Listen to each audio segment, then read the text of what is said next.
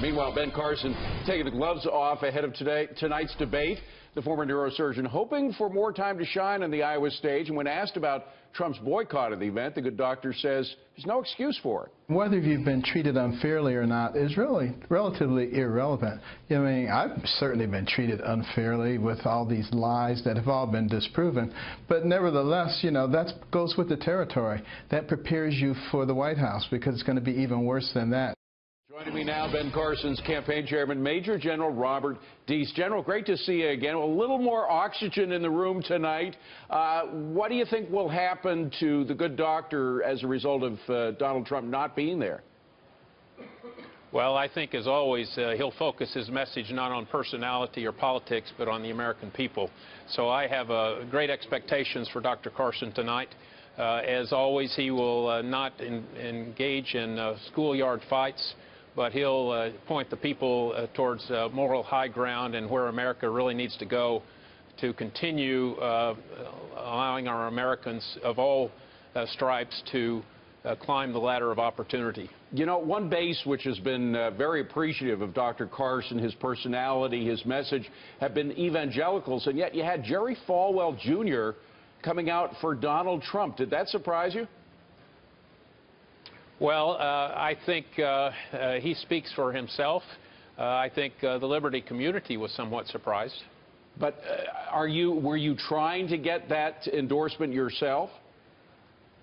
No, Dr. Carson doesn't seek the endorsement of people such as that, but he seeks the endorsement of the American people. And we see that around the country, particularly here in Iowa, the crowds, the enthusiasm. You know, some people have fans or even reality fans, but Dr. Carson has true believers, and we see that in Iowa, and we're looking forward to the ground game that's been here for 2 years to bear some fruit on Monday night. And the anti-establishment message has been something that Dr. Carson has pretty much owned from the beginning.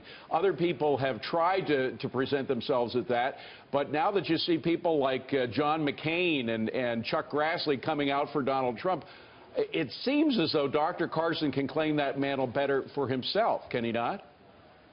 Well, that's certainly true. Dr. Carson tonight will be the only non-politician on the stage.